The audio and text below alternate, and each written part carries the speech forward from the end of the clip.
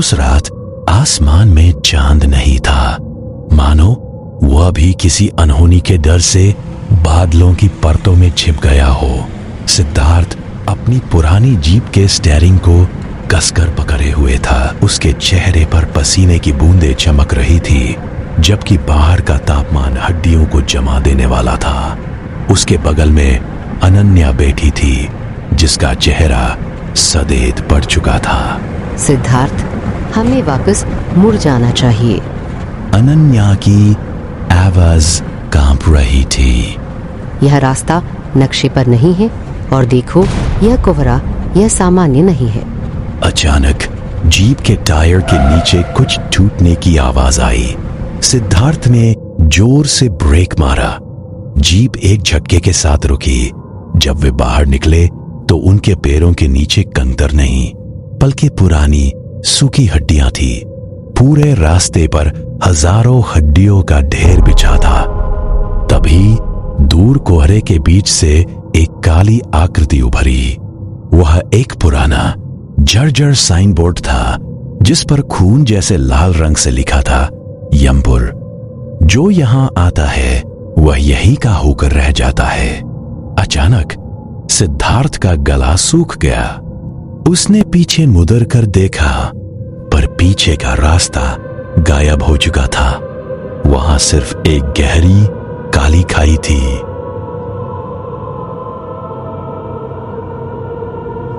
वे चलते चलते गांव की मुख्य गली में पहुंचे।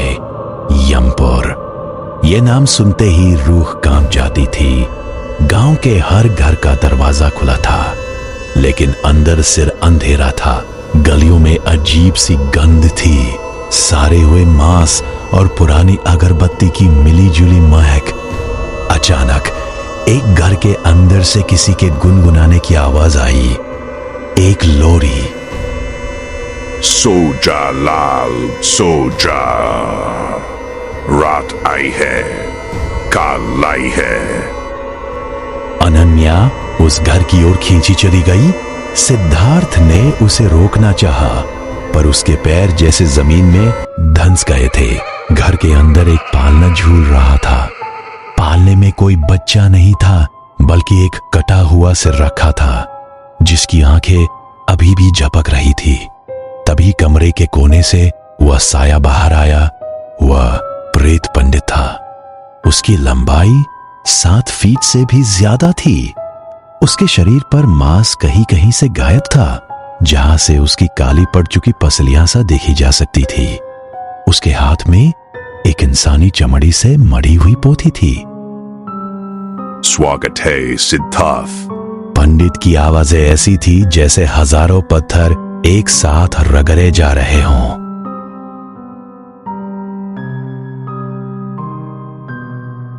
पंडित ने अपनी पोथी खोली और एक ऐसा मंत्र पढ़ा जिससे पूरी जमीन कांपने लगी।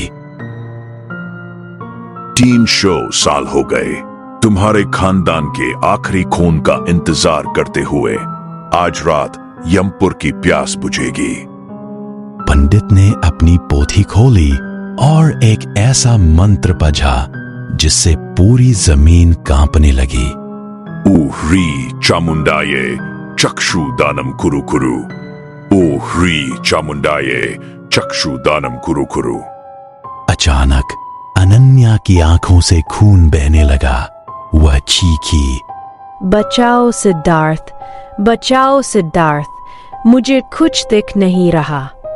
सिद्धार्थ ने देखा कि गांव की दीवारों पर हजारों आंखें उभर आई। वे सब उसे घूर रही थी। पंडित ने एक चांदी की सुई निकाली।